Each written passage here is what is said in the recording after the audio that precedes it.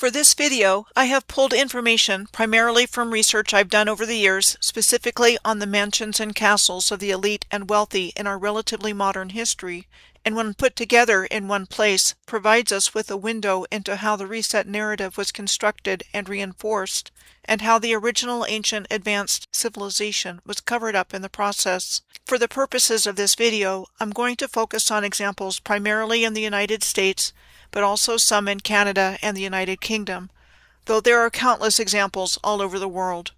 I'm going to start by looking at elite estates in the United States. My name is Michelle Gibson. The John D. Rockefeller estate, known as Kikowit, is in the hamlet of Mount Pleasant, near the village of Sleepy Hollow and the Sleepy Hollow Lighthouse on the Hudson River. New York City is 25 miles or 40 kilometers due south of this location. The nearby Sleepy Hollow Lighthouse today is part of a county park and was said to have been built in 1883 to warn ships away from the shoals here. The tracks used by Metro-North's Hudson Line, Amtrak's Empire Service, and CSX Freight are located between the Sleepy Hollow Lighthouse and the developed sections of Tarrytown, New York, and the old cantilever Tappan Zee Bridge crossing the Hudson River at one of its widest points is just south of the lighthouse. Sleepy Hollow and Tarrytown were central to the legend of Sleepy Hollow, a short story about Ichabod Crane and the Headless Horseman, published by American author Washington Irving in 1820 in his collection of essays and short stories entitled The Sketchbook of Geoffrey Crayon, Gent, which he wrote while living in Birmingham, England. Situated on the highest point in neighboring Pocontino Hills, the Rockefeller estate was said to have been completed in 1913 in the Neo-Georgian Classical Revival architectural style. The 40-room mansion was said to have been conceived by John D. Rockefeller, Jr. and built for oil tycoon John D. Rockefeller, Sr., and was the home of 4 generations of Rockefellers. The former United States Vice President Nelson Rockefeller bequeathed 1/3 interest of the estate to the National Trust for Historic Preservation upon his death and his will. It has been open to the public for guided tours since 1994. It has 2 basement levels with interconnecting passageways and service tunnels, which include galleries housing their art collection of Picasso's, Warhol's, and other modern masterpieces. John D. Rockefeller, Sr., along with Henry Flagler, an American industrialist and major developer in the state of Florida, founded the Standard Oil Company in 1870, an American oil-producing, transporting, refining, and marketing company. This was roughly a decade after the birth of the American oil industry in Titusville, Pennsylvania, in 1859. John D. Rockefeller, Sr. was born in the United States in 1839 and was the progenitor of the wealthy Rockefeller family. He was considered to be the wealthiest American of all time, as seen in this #1 ranking by CNN Business. Rockefeller's wealth soared as kerosene and gasoline grew in importance. At his peak, he controlled 90% of all oil. It would seem that as quickly as possible, a way was found by the Earth's new controllers to replace what remained of the original free energy grid system, which I believe included lighthouses, railroads, and bridges, with their own coal and oil-based system, and in the process make money hand over fist from the total control of the new system. Further down the Hudson River from Kikowit, in New York City, Fort Tryon in the Washington Heights neighborhood of Upper Manhattan was a location of large Gilded Age country estates at the turn of the century, like the Billings estate, the most luxurious of the estates. We are told what became known as Fort Tryon Hall was built for the wealthy Chicago businessman and horse breeder Cornelius K.G. Billings, who had purchased 25 acres of land in what was called the countryside of northern Manhattan. Billings, the former president of the People's Gas Company of Chicago, was said to have started construction of his estate in 1901, and where he was said to have lived for 15 years. Billings' estate had a mansion, horse stables, and an observatory. The stables for his racing horses, known as Tryon Towers, were noteworthy for having numerous towers and cupolas. Built with oak and Georgia pine, it had steam heat, electric lighting, and hot water. and 2 5-room suites of living quarters for 25 employees. There was also a gymnasium and blacksmith shop, as well as feed rooms, a hayloft, and a zinc-lined granary that could hold 5,000 bushels of grain. By 1917, Billings was ready to move on and sold his luxurious estate to John D. Rockefeller Sr. Rockefeller wanted to combine the property of this estate with 2 other estates and turn the land into a public park. He wanted to tear down Fort Tryon Hall, but his architects protested, so he changed course with other ideas for its use. Well, I guess fate must have helped Rockefeller out, because in 1926, a fire burned down Fort Tryon Hall, along with its priceless works of art and other fineries. We are told that remnants of Fort Tryon Hall include the driveway that Billings had constructed, a sort of bridge that extended over the edge of the hill, with a high graceful arch at each end. The Mrs. William B. Astor House was also in Manhattan. What was known as the Mrs. William B. Astor House was said to have been completed in 1896 on Fifth Avenue in Manhattan for Caroline Schermerhorn Astor, the widow of real estate heir and racehorse owner and breeder William Backhouse Astor, Jr., and for her son John Jacob Astor IV. It was said to have been designed by Richard Morris Hunt in the architectural style of the early French Renaissance period of King Louis XII from 1498 to 1515. Mrs. Astor died in 1908, and her son John J. Astor IV was known in history as being the richest man on board the Titanic when it sank on April 15th of 1912, and a prominent figure of his day who had been opposed to the creation of the Federal Reserve. In our historical narrative, the Mrs. William B. Astor Mansion was demolished in 1926. The preeminent Gilded Age architect Richard Morris Hunt was also credited with things like designing the pedestal of the Statue of Liberty in 1884, and the entrance facade and the Great Hall of the New York City Metropolitan Museum of Art in 1902. The Beacon Towers at Sands Point on Long Island was said to have been designed by Hunt and Hunt, the architectural firm of Richard Morris Hunt's sons, Richard and Joseph, and a Gilded Age mansion built in 1917 and 1918 for Alva Belmont, the ex-wife of William K. Vanderbilt and the widow of Oliver Belmont. Both of Alva's husbands were millionaires and members of prominent families of New York City. Alva Belmont herself was a multimillionaire American socialite and suffragette. We are told she purchased the adjacent Sands Point Lighthouse in 1924 to add more privacy to her estate. In our historical narrative, Beacon Towers estate was sold to William Randolph Hearst in 1927, and that he made some renovations to the property before he sold it in 1942. By 1945, the original Beacon Towers mansion was demolished, though the gatehouse remains standing and is a private home. The Hempstead House is also located at Sands Point on the north shore of Long Island, and is still standing today. It is also known as the Gould Guggenheim Estate and Sands Point Preserve. It was said to have been started by Howard Gould sometime around 1909 and finished by Daniel Guggenheim in 1912. Hempstead House in its heyday was considered one of the most luxurious estates on the North Shore, also known as Long Island's Gold Coast. We are told Long Island's Gold Coast had over 500 lavish mansions and castles, built in 70 square miles, or 180 kilometers squared, by the very wealthy of the Gilded Age. Like the Oheka Castle, which is also known as the Otto Kahn Estate, located on the north shore of Long Island in the town of Huntington, it was said to have been built between 1914 and 1919 as a country home for the investment financier Otto Kahn and his family, and was considered to be the second largest private home in the United States. Today, the Oheka Castle is an historic hotel with 32 guest rooms and suites. In case you have never heard of him, the fabulously wealthy Otto Kahn was the inspiration for the Mr. Moneybags character of the Monopoly board game.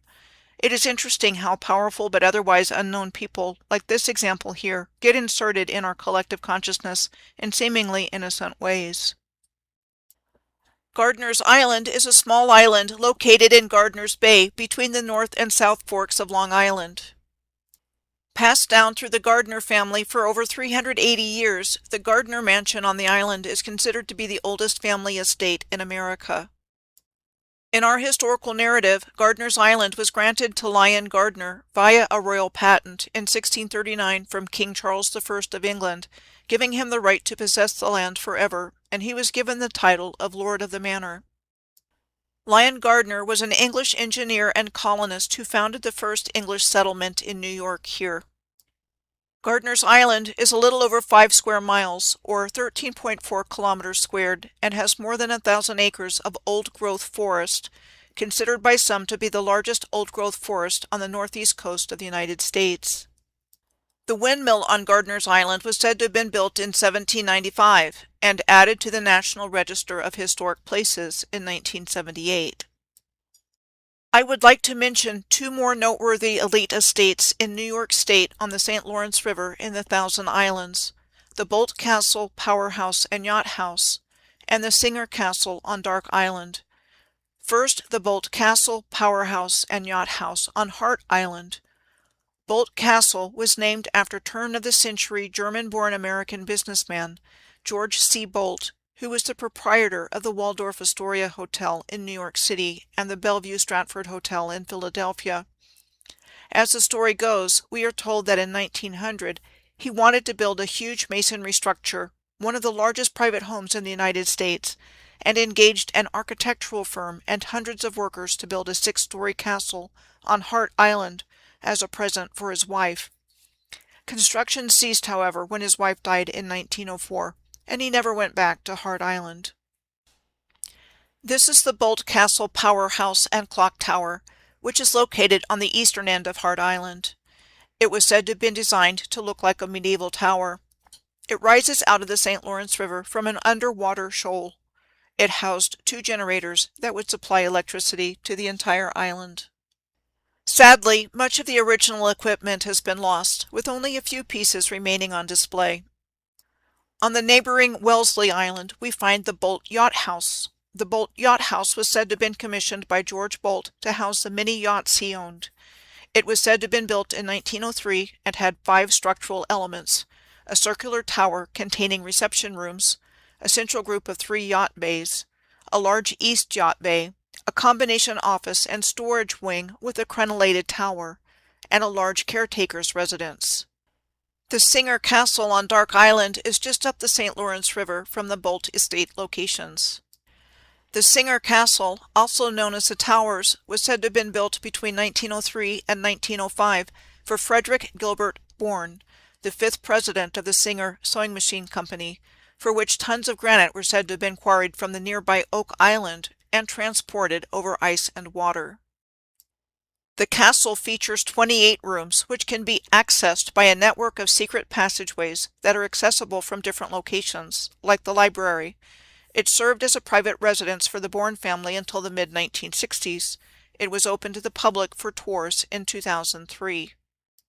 Next, I'm going to look at Nemours, the 300-acre or 120-hectare country garden estate in Wilmington, Delaware. It is a 77-room mansion that was said to have been built between 1909 and 1910 for industrialist Alfred I. DuPont as a gift for his second wife, Alicia. It was said to have been built to resemble a French chateau in the King Louis XVI architectural style. The mansion contains rare 18th century French furniture, as well as notable antiques and artworks. The Nemours Mansion and Gardens were first opened to the public as a museum in 1977. The Nemours estate has the largest and most developed French formal gardens in North America, said to be patterned after the gardens of the Royal Palace of Versailles in France. This architectural style in the Nemours Gardens is called a folly, which is defined as a decorative building that doesn't serve much of a purpose, even if it is meant to look like it does. At any rate, the folly in Wilmington at Nemours Gardens on the left is similar in appearance to the 2 follies in England on the right. Next, the Biltmore Estate near Asheville, North Carolina. The Biltmore Estate is the largest private home in the United States.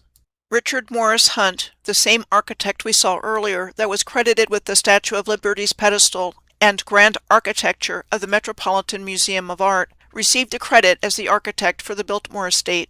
It was said to have been built for George Washington Vanderbilt II between 1889 and 1895. The Vanderbilt family amassed a huge fortune through steamboats, railroads, and various business enterprises, and the Biltmore estate in Asheville is still owned by his descendants. Frederick Law Olmsted, the father of landscape architecture in our historical narrative, was credited with the design of the gardens at the Biltmore estate and was said to be his last project. Overlook Castle is also in Asheville and was said to have been built between 1912 and 1914 for Fred Loring Seeley after his father-in-law, Edwin Wiley Grove, gave him 10 acres or 4 hectares on top of Sunset Mountain. It has 2 large windows that offer a panoramic view of Asheville and high Jacobean ceilings. The Jacobean style was named after King James I of England, who was also King James VI of Scotland of the Royal House of Stuart in our historical narrative. Fred Loring Seeley was a drug manufacturer, newspaperman, architect, and developer who moved to Asheville in 1913.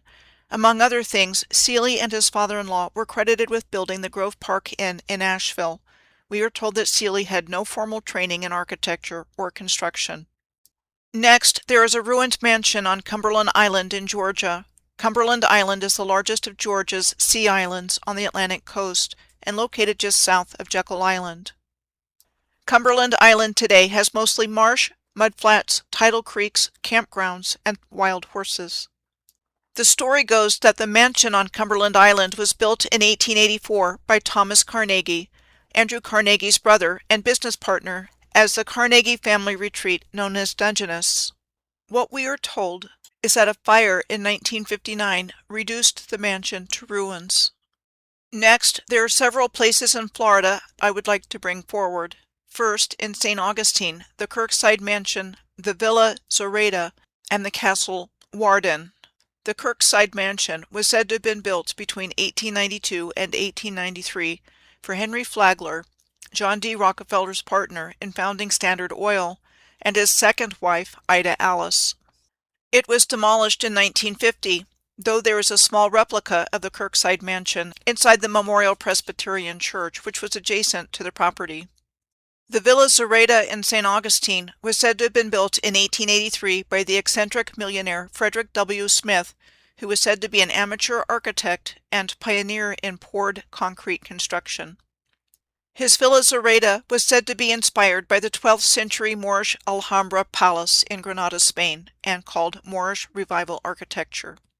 Smith was said to have named the Villa Zoraida after one of the princesses in Washington Irving's Tales of the Alhambra, a series of tales and sketches of the Moors and Spaniards that was first published in 1832 and revised in 1851.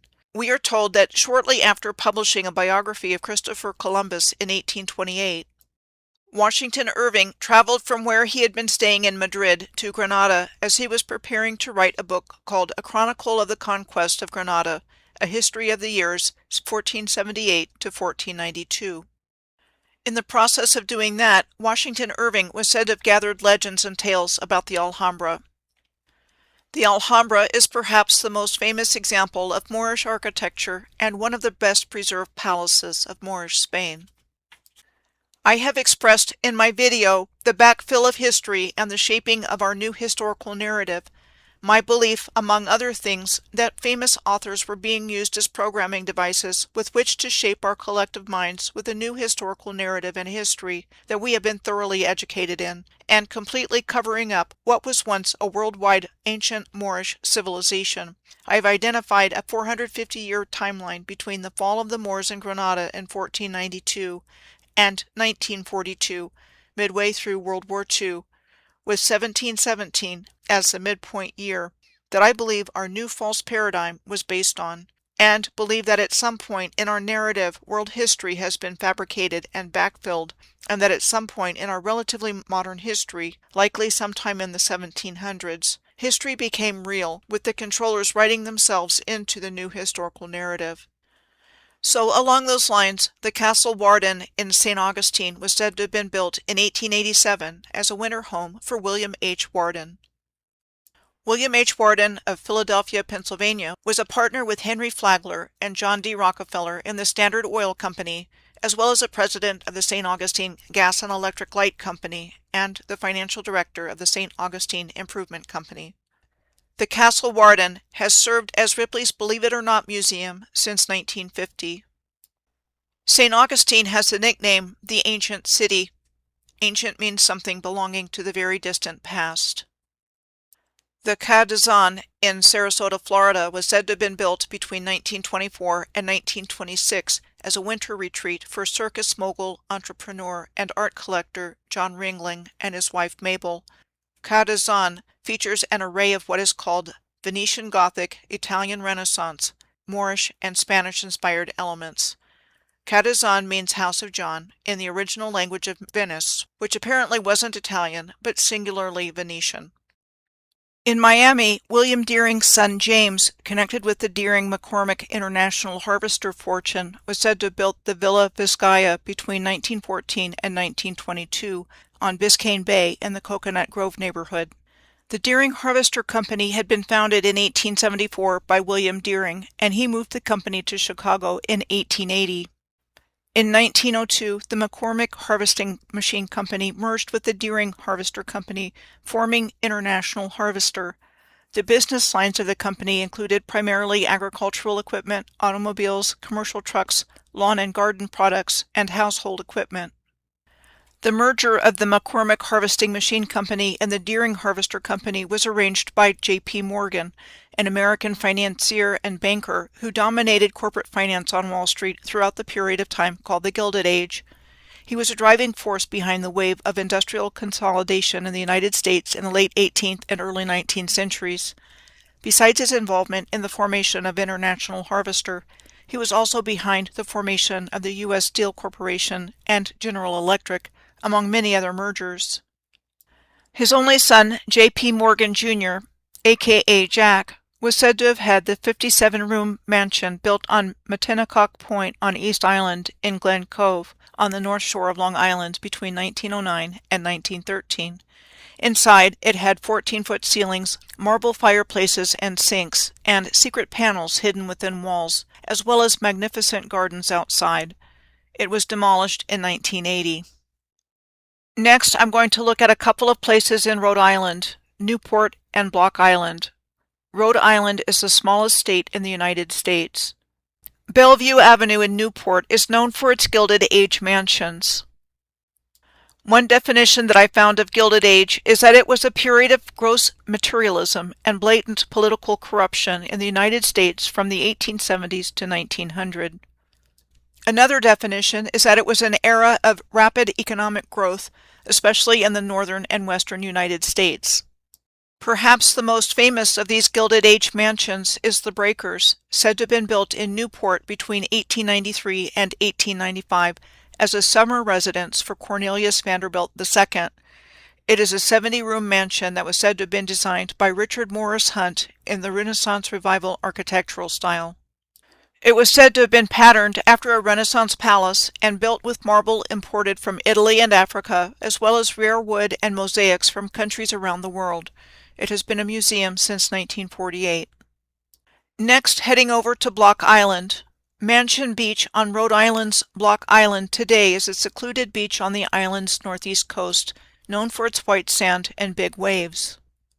It was so named because there was a mansion once here, said to have been designed by Massachusetts architect Edward F. Searles as a dream home for he and his wife, the widow of San Francisco Central Pacific Railroad magnate Mark Hopkins, and constructed between 1886 and 1888.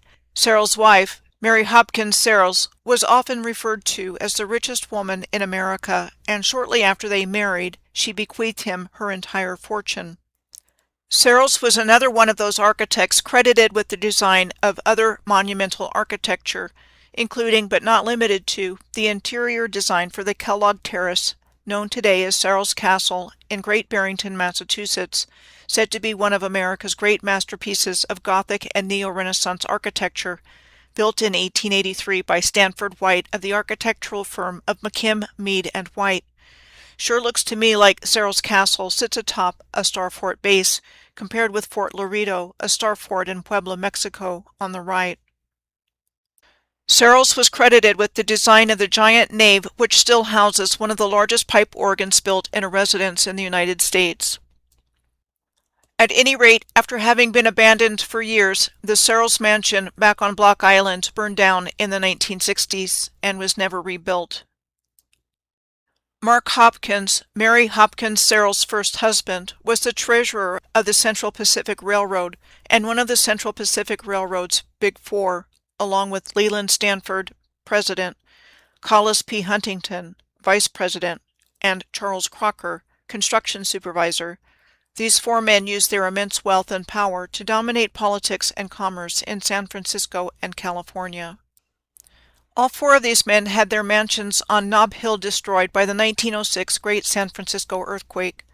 Nob Hill has historically served as a center of San Francisco's upper class and is one of San Francisco's original 7 hills. Prior to the 1850s, it was called California Hill, but was renamed Nob Hill after the Big Four, known as the Nabobs, or Nobs, said to be an Anglo-Indian term for ostentatiously wealthy men. These are the mansions said to have been destroyed by the earthquake.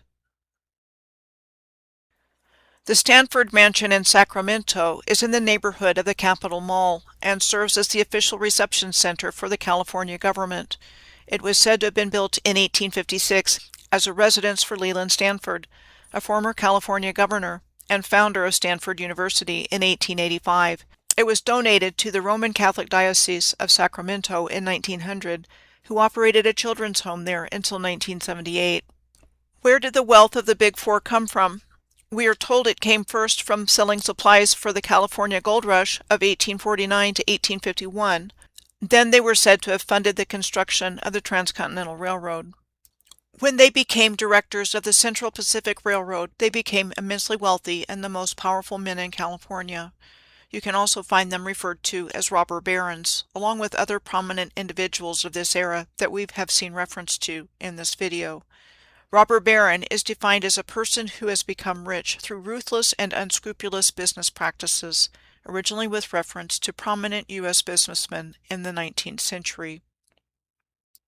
The 1906 earthquake and Great Fire of San Francisco has all of the elements of the modus operandi of the reset to a new false historical narrative from the original worldwide advanced civilization, and concerning how the new narrative was superimposed on top of existing infrastructure. This is what we are told about this famous historical event. A very large earthquake struck the coast of Northern California early in the morning of Wednesday, April 18th of 1906. High-intensity shaking was felt from Eureka, California, which is the principal city of what is called the Redwood Empire region of California, and the largest coastal city between San Francisco and Portland, Oregon. The California Parks headquarters for the North Coast Redwoods District is in Eureka. The Carson Mansion is a nationally recognized landmark in Eureka. It was said to have been built starting in 1884 and completed in 1886 for lumber baron William Carson.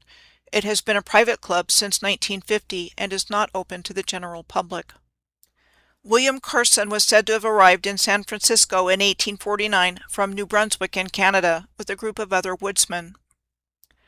In 1850, he and Jerry Whitmore were said to have felled a tree, the first for commercial purposes on Humboldt Bay.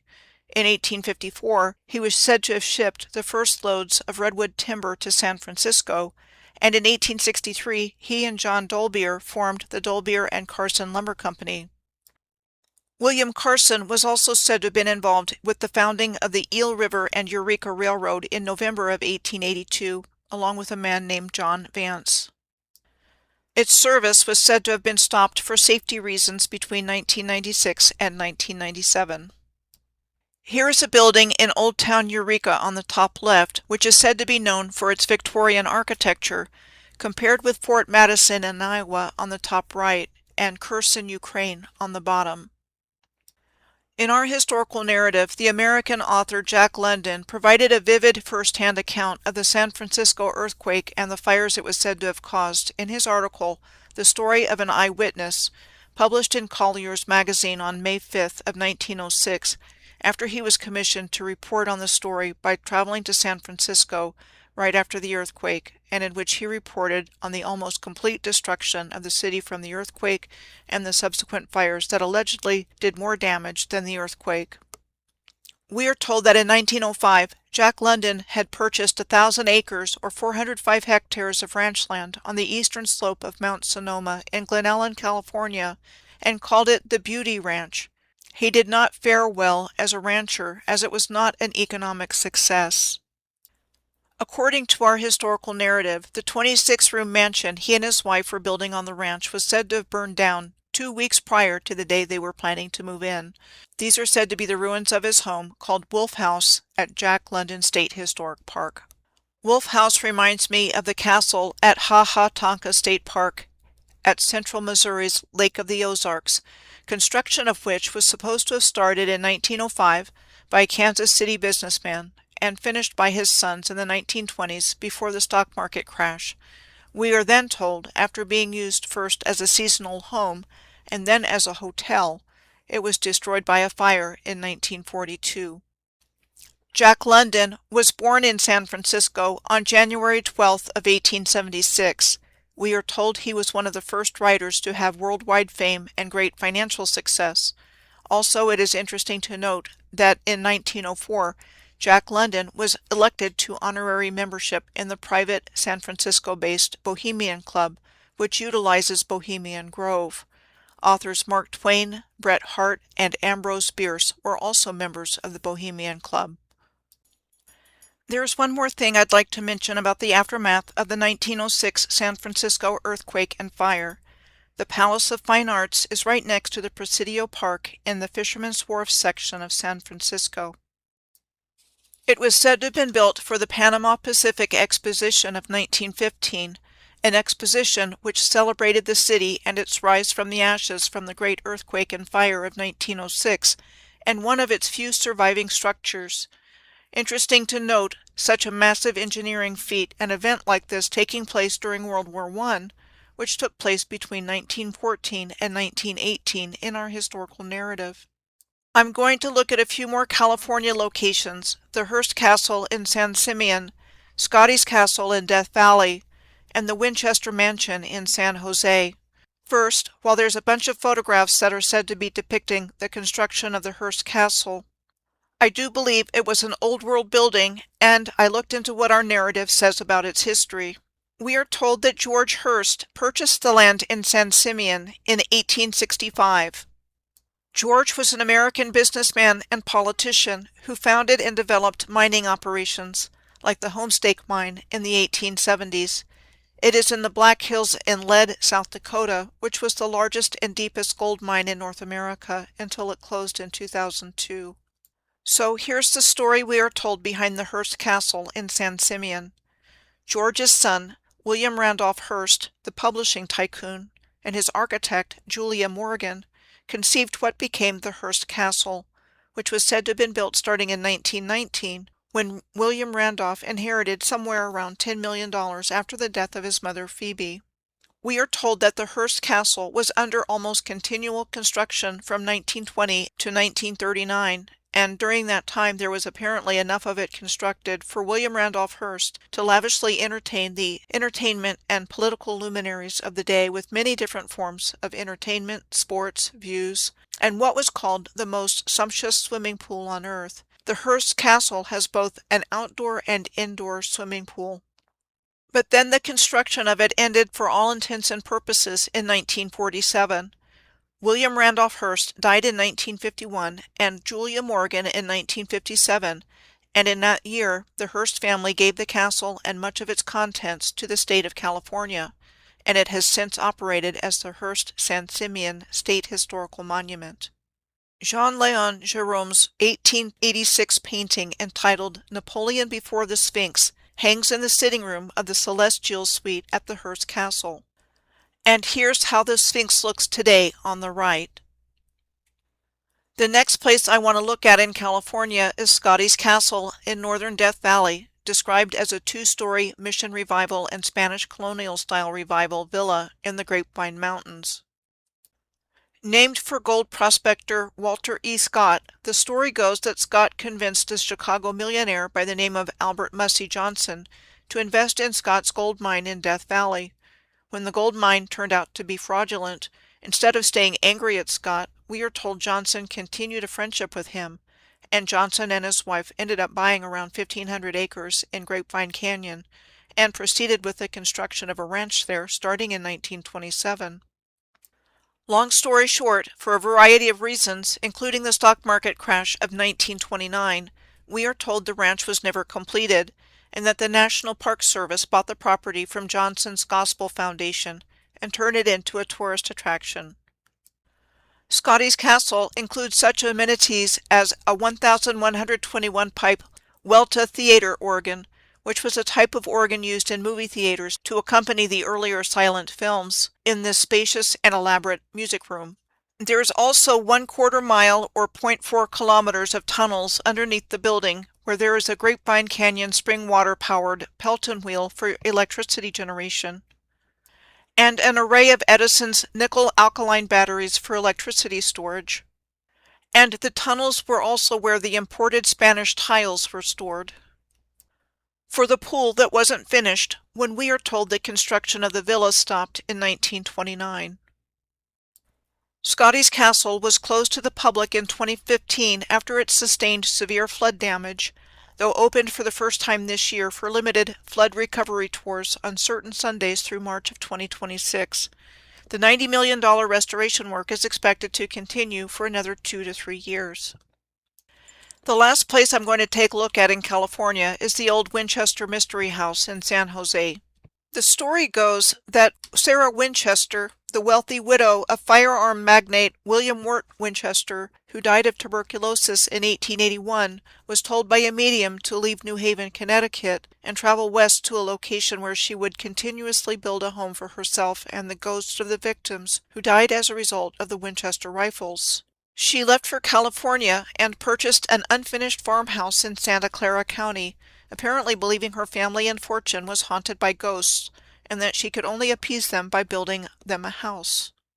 We are told that she did not hire an architect, but instead added on to the building in a haphazard fashion by hiring carpenters to do the work, and ended up with a 7-story mansion.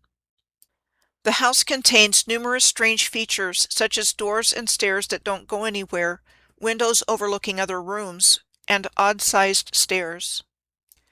After the 1906 San Francisco earthquake, the Winchester house was said to go from 7 stories to 4 stories because of the damage caused by the quake. Sarah Winchester died in 1922, and her will made no mention of the mansion. Shortly thereafter, it was purchased by investors and leased to John and Mamie Brown. The Winchester Mystery House was opened to the public in February of 1923, with Mamie Brown becoming the first tour guide. In the 100 years since the Winchester Mystery House was open to the public for tours, millions of people have visited it and has been listed in many places as a top destination around the world, especially in the haunted destination category. Now I'm going to look around a few more states before looking at some mansions and castles in other countries, like the Patsy Clark Mansion in Spokane, Washington. The Patsy Clark Mansion was attributed to the architect Kirtland Kelsey Cutter, circa 1897 and 1898, having been hired by mining millionaire Patsy Clark to replace his mansion that had been burned down in the Great Fire of Spokane in 1889. The mansion now houses a law firm and offers private rentals for small events. The 1889 Great Fire of Spokane was a major fire in August of that year which affected downtown Spokane, destroying the downtown commercial district of the city, the same year as the Great Fire that destroyed downtown Seattle in June of that year. Some of the things that we are told about it included that due to a technical problem with the pump station, there was no water pressure in the city when the fire began, and that firefighters demolished buildings with dynamite in a desperate bid to starve the fire. After the fire, architect Kirtland Kelsey Cutter was also credited with designing many of the city's older Romanesque Revival-style buildings, like the First National Bank, the Rookery Building, the Spokane Club, and the Davenport Hotel and Restaurant. Notable features in the Davenport Hotel included the first hotel air conditioning in the United States, a central vacuum system, and a pipe organ. In 1985, the Davenport was closed and the demolition of the Grand Building was considered. However, a local property developer bought the building in 2000 and restored the Davenport to its former grandeur, and it reopened as a hotel in September of 2002. The historic Davenport Hotel is considered the grandest hotel in Spokane. Next, I'm going to take a look at the American Swedish Institute in Minneapolis, Minnesota. The American Swedish Institute is a museum and cultural center dedicated in our historical narrative to the historic role that Sweden and Swedish Americans have played in American history. It is housed in what is described as a turn-of-the-century mansion that was built for Swedish immigrants Swan and Christina Turnblad. Swan Turnblad immigrated with his family to southern Minnesota in 1868 at the age of 8. His parents were farmers, and in a rags-to-riches story, Swan left the family farm for Minneapolis in 1879 and entered the newspaper business as a typesetter for several Swedish-language newspapers. He eventually became the publisher and sole owner of one of them, and from which he became wealthy. Swan met his wife, Christina Nilsson, also an immigrant from Sweden, at an International Organization of Good Templars meeting, a fraternal organization that was part of the temperance movement, promoting the avoidance of alcohol and drugs. Notice the shared symbolism that the International Organization of Good Templars has with the Independent Order of Odd Fellows. We are told that Swan Turnblad commissioned the building of a 33-room mansion for himself and his family in 1903, spending $1.5 million in the process. Supposedly, the family moved into the mansion in 1908 until 1915, when they spent most of their time living in an apartment across the street. Then, after Swan's wife died in 1929, he and his daughter moved in the apartment full-time and turned the mansion into a museum. The Moorish Room at the Turnblad Mansion is one of the interior decorative spaces in the mansion that is explained as reflective of the exotic revival tastes popular in the homes of wealthy Americans at the turn of the century. Historically, it was described as an informal den or sitting room decorated in Moorish style, likely intended for casual conversation or entertaining. I was recently informed about a couple of noteworthy things by a friend who volunteered as a tour guide at the American Swedish Institute in the 1990s. First, she told me about kakellans. Kakellans were tile stoves that are common across Northern and Eastern Europe and became popular in Sweden in the 18th century. They use ceramic, tiles, and stone to preserve and sustain heat and are known for their exceptional glazing techniques, intricate designs, and technical sophistication. Swan was said to have handpicked these tile stoves from catalogs and had them imported from Sweden to their home. At the time she volunteered there, she was told they were never used, and she could see that nothing was ever burned in these tile stoves, as she could open the doors of many of them. There was a boiler system that was said to have been installed during the construction. She said that during the winter months it's almost too warm in there. She now wonders if the kakellans were used for free energy or perhaps heated in other ways than putting combustibles like coal in them. She also told me that the narrative has changed since she was there. When she was there, her script said that the Turnblads never lived there and moved across the street into apartments which are still standing today. Also, her script told her that Swan and his daughter purchased a couple of large apartments. Her script also told her that the mansion took 5 years to build, from 1902 to 1907, and now they say 1903 to 1910. She sent me information that she found in online property information for Minneapolis in 1992 through 1996, that this apartment complex across the street, which was the original structure for that parcel, was listed as having been built in 1930. The James J. Hill House is the largest house in St. Paul, the construction of which was said to have been completed in 1891, after Hill purchased 3 lots on Summit Avenue in 1882, at a time when wealthy citizens wanted to build fashionable homes there. James J. Hill was a Canadian-American railroad magnate and CEO of the family of lines headed by the Great Northern Railway. He was another rags-to-riches success story in that we are told he was born to a poor Canadian family and lost his father at the age of 9. He was said to have worked as a teenage clerk on the St. Paul levee and rose to become the empire builder, constructing the Great Northern Railway. The James J. Hill House was said to be an example of Richardsonian Romanesque architecture, designed by the East Coast architectural firm of Peabody, Stearns, and Ferber, and that Hill himself supervised the design and construction closely. There was a pipe organ in the home here as well, because apparently that was a fashionable trend back in Hill's day. The William Sauntry House and Recreation Hall is also in Minnesota. William Sauntry was a local lumber baron, known as King of the St. Croix, who at the height of his career amassed a fortune close to $2 million. It is in Stillwater, which is in the Minneapolis-St. Paul metropolitan area on the west bank of the St. Croix River, across the river from Wisconsin. The house is described as a late 19th century house, and the recreational hall as a 1902 addition styled after a Moorish palace, and a rare use of Moorish revival architecture, inspired by the Alhambra in Granada, Spain. Next, in Michigan, I found Castle Farms in Charlevoix on the western shore of Lake Michigan.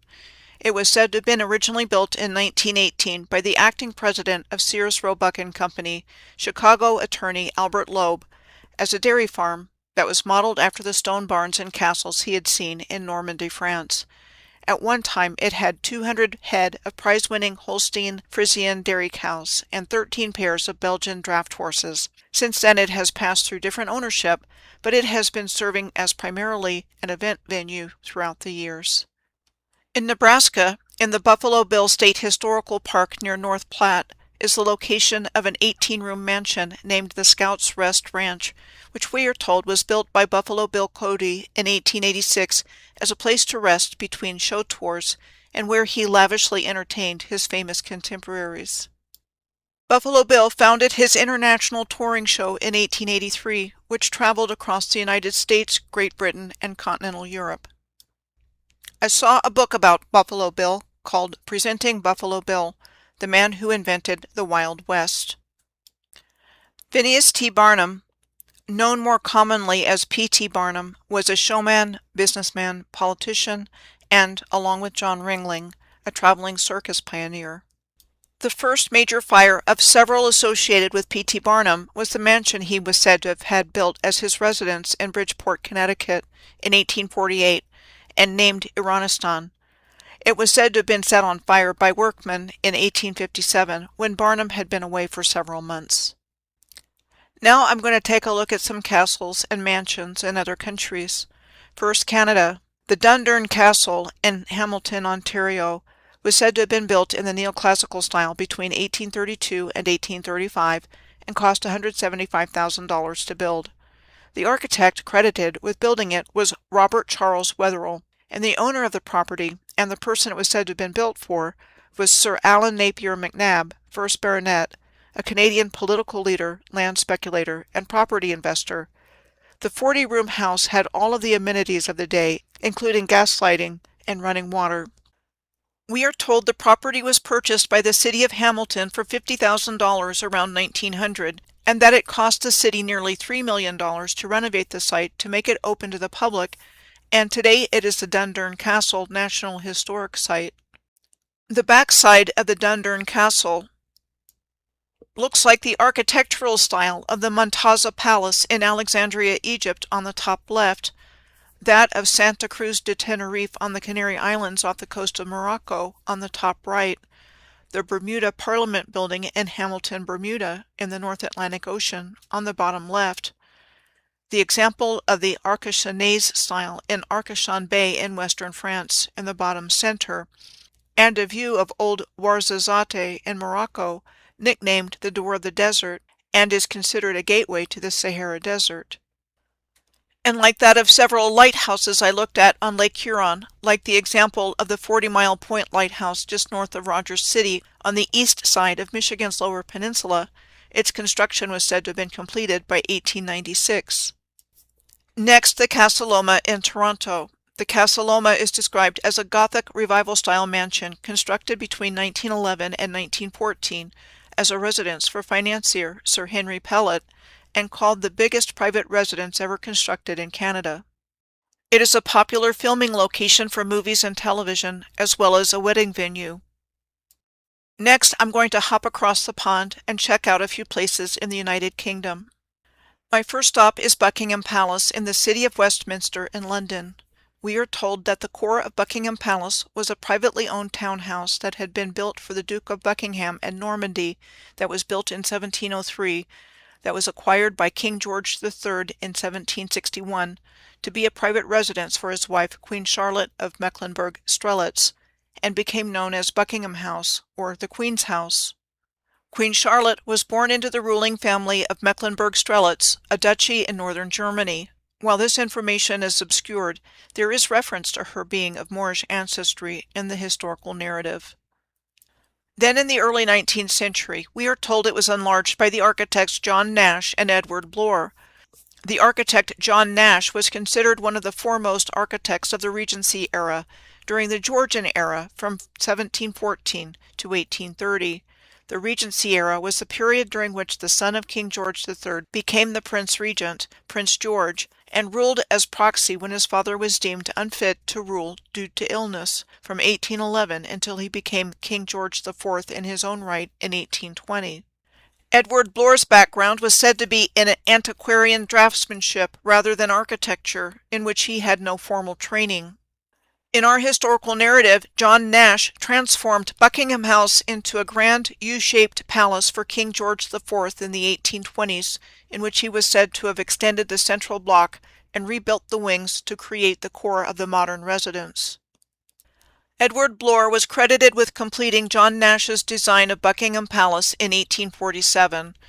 We are told he designed the great facade of Buckingham Palace and that it was completed in 1850. John Nash was given credit for the Marble Arch in London, said to have been designed by him in 1827 as the state entrance to the ceremonial courtyard of Buckingham Palace. An interesting aside to this is that it was said to have been moved in 1851 on the initiative of Decimus Burton, a pupil of John Nash and urban planner, from its original location. It is also interesting to note that only members of the royal family and the king's troops are permitted to pass through the arch in ceremonial processions. John Nash was also given credit for the design of the Royal Pavilion of Brighton. It was said to have been commissioned by the Prince Regent George as a seaside resort, with construction starting in 1787 and completed in 1823. The style is described as Indo-Saracenic. The Royal Pavilion in Brighton was said to have inspired P.T. Barnum's Iranistan. Saracen is an older term in England referring to Arabs or Muslims, as well as megalithic stones. These are what are referred to as Saracen or Sarsen stones. Along with the grand facade of Buckingham Palace, Edward Bloor was also credited with the introduction of the Scottish baronial and Moorish revival architectural styles in the Crimean Peninsula in the Black Sea region in the 1820s, like with the Vorontsov Palace in Alupka, Crimea, which was said to have been built between 1828 and 1846. Here's a comparison of some of the architecture found at Vorontsov Palace in the Crimea on the left, and on the right, the Jama Masjid Mosque in Delhi, India, said to have been built by the Mughal Emperor Shah Jahan between 1650 and 1656. Next, the Balmoral Castle in Aberdeen, Scotland.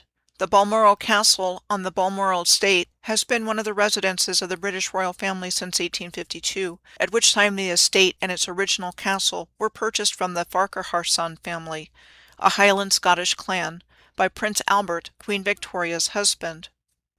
We are told that before long it was found that the original castle was too small, and the design of the current Balmoral Castle was said to have been commissioned to the prolific local Scottish architect William Smith of Aberdeen, with design input from Prince Albert, and construction from 1853 to 1856. It is classified as Scottish baronial architecture. There are 11 what are called stone cairns that were said to have been erected on the Balmoral estate to commemorate members of the British royal family and events in their lives, the majority of which were said to have been erected by Queen Victoria.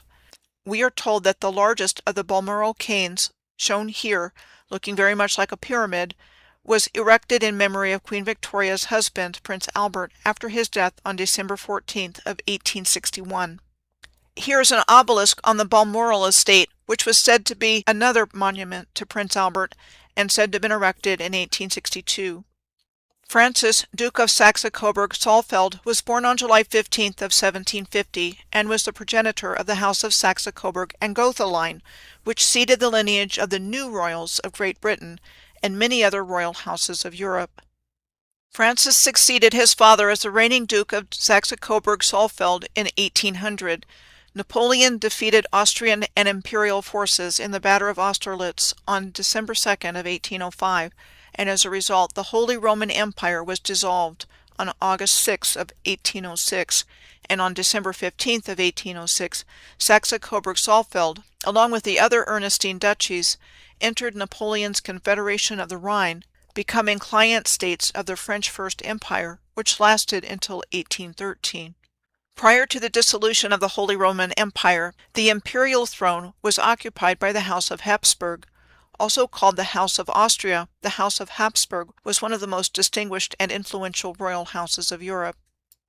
The Habsburg male line died out in 1740 with the death of Emperor Charles VI, and as a result of the War of Austrian Succession that took place between 1740 and 1748, the Empress Maria Theresa had to concede Habsburg lands in Austria, Spain, and Italy to other powers as part of the terms of the 1748 Treaty of Aix-la-Chapelle, which also confirmed the right of succession of the German House of Hanover to the British throne. King George I of the German House of Hanover succeeded to the British throne on August 1st of 1714. His grandmother was Elizabeth of Bohemia, who lived from 1596 to 1662. In 1613, she married Frederick V, the Elector Prince of the Palatinate, one of the Holy Roman Empire's greatest prince-electorates. The electors were responsible for electing the Holy Roman Emperor. The daughter of Elizabeth of Bohemia and Frederick V was Princess Sophia. Princess Sophia was the founder of the Hanoverian line of British monarchs, and through her mother a descendant of the House of Stuart.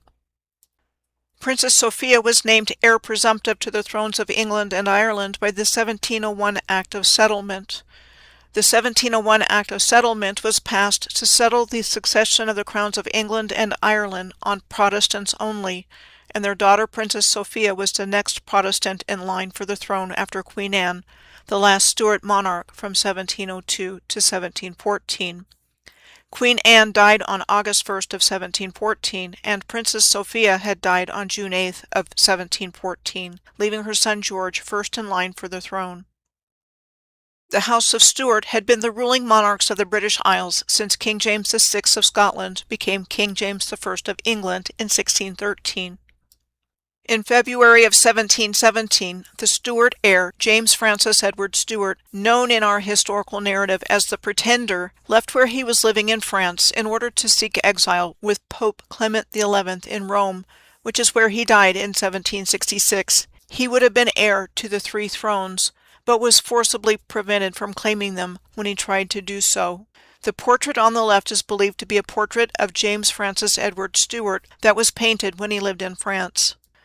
Leopold, the son of Duke Francis of Saxe-Coburg-Saalfeld, became Leopold I, the first king of the Belgians, in 1831. He had strong ties to Great Britain as he had moved there and married Princess Charlotte of Wales in 1816, second in line to the British throne after her father, the Prince Regent, who became King George IV. Princess Charlotte was recorded as having died after delivering a stillborn child, a year after they were married, leaving King George IV without any legitimate grandchildren. King George III's son, the Prince Regent George's brother, Prince Edward, ended up proposing to Leopold's older sister Victoria of Saxe-Coburg-Saalfeld, who were the parents of the future Queen Victoria. Victoria, the daughter of Prince Edward, the son of King George III of Great Britain, and Victoria of Saxe-Coburg-Saalfeld, the daughter of Duke Francis, became the new Queen of England at the age of 18. Her father, Prince Edward, and grandfather, King George III, died within 6 days of each other in 1820, and there was no other surviving legitimate issue to claim the throne after King George IV died in June of 1837. Queen Victoria's reign began on June 20th of 1837 and lasted for almost 64 years until her death on January 22nd of 1901.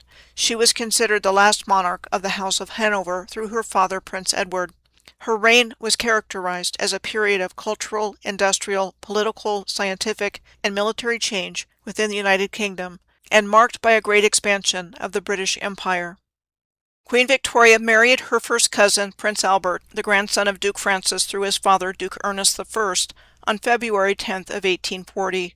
Prince Albert was an important political advisor to his wife and became the dominant influential figure in the first half of their lives together.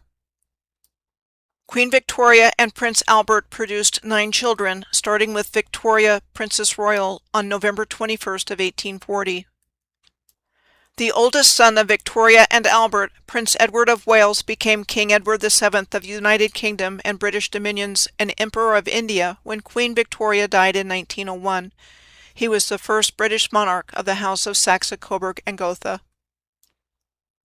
On July 17th of 1917, during the reign of King George V, the name of the royal house was changed to Windsor, supposedly due to anti-German sentiment generated by World War I. I firmly believe that what we know of as the Victorian era was actually the official beginning of the New World Order timeline reset, with Queen Victoria presiding over what I believe was its official kickoff at the Great Exhibition at the Crystal Palace in 1851. The Crystal Palace was said to have been designed by Sir Joseph Paxton, a gardener and greenhouse builder, and built in Hyde Park to house the exhibition. The Crystal Palace was described as a massive glass house that was 1,848 feet, or 563 meters long, by 454 feet, or 138 meters wide, and constructed from cast iron frame components and glass. There were statues on the inside and trees, said to demonstrate man's triumph over nature.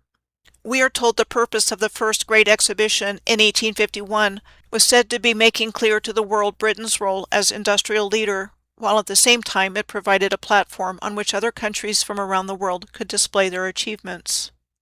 It was organized by Sir Henry Cole, British civil servant and inventor, and Prince Albert. We are told that it took only 9 months to develop it from plans and organization to the grand opening with Queen Victoria. We are told that after the Great Exhibition, the Crystal Palace was moved and re-erected in 1854 to Sydenham Hill in South London and was later destroyed by fire in 1936. Just wondering how they managed to move a massive building of plate glass and cast iron, said to be 3 times larger than St. Paul's Cathedral in London. Sir Joseph Paxton was also said to have been commissioned by Baron Mayer de Rothschild in 1850 to design the Mentmore Towers in Buckinghamshire, said to be one of the greatest country houses built during the Victorian era. It was said to have been built between 1852 and 1854. The mansion has been largely vacant for over 15 years and is listed on the Historic England at-risk ledger for neglect, with reports of serious structural decay. Joseph Paxton was also credited with the design of Birkenhead Park on the Wirral Peninsula in northwest England near Liverpool, which opened in April of 1847 and said to be the first publicly funded civic park in the world. This is a good place to bring in another one of the many hats of Frederick Law Olmsted in the shaping of our new historical narrative. We saw him earlier at the Biltmore Estate in Asheville, North Carolina, for what he is known best for as the father of landscape architecture. He started out his storied career as a journalist. In our historical narrative, Frederick Law Olmsted traveled to England in 1850 to visit the public gardens there, including Birkenhead Park. After his trip, Olmsted published Walks and Talks of an American Farmer in England in 1852, where he recorded the sights, sounds, and mental impressions of rural England from his visit. Frederick Law Olmsted's career as a prolific and celebrated landscape architect was said to have gotten its start teaming up with Calvert Vaux in the design and creation of Central Park in New York City. Their design, announced as the winner of a contest in 1858, was called the Greensward Plan. Frederick Law Olmsted's visit to Birkenhead Park in 1850 was said to have provided him inspiration for the Central Park design. Frederick Law Olmsted apparently was also commissioned by the New York Daily Times to start an extensive research journey in the American South and Texas between 1852 and 1857. The dispatches he sent to the Times were collected into 3 books and considered vivid first-person accounts of the antebellum South. A Journey in the Seaboard Slave States, first published in 1856, A Journey Through Texas, published in 1857, and A Journey in the Back Country in the Winter of 1853 to 1854, published in 1860. All three of these books were published in one book, called Journeys and Explorations in the Cotton Kingdom, in 1861, during the first 6 months of the American Civil War, at the suggestion of his English publisher.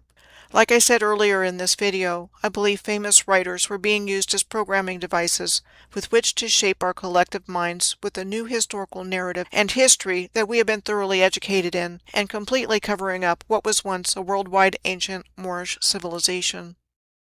I believe Napoleon was telling the truth when he was famously attributed as saying, "History is a set of lies agreed upon."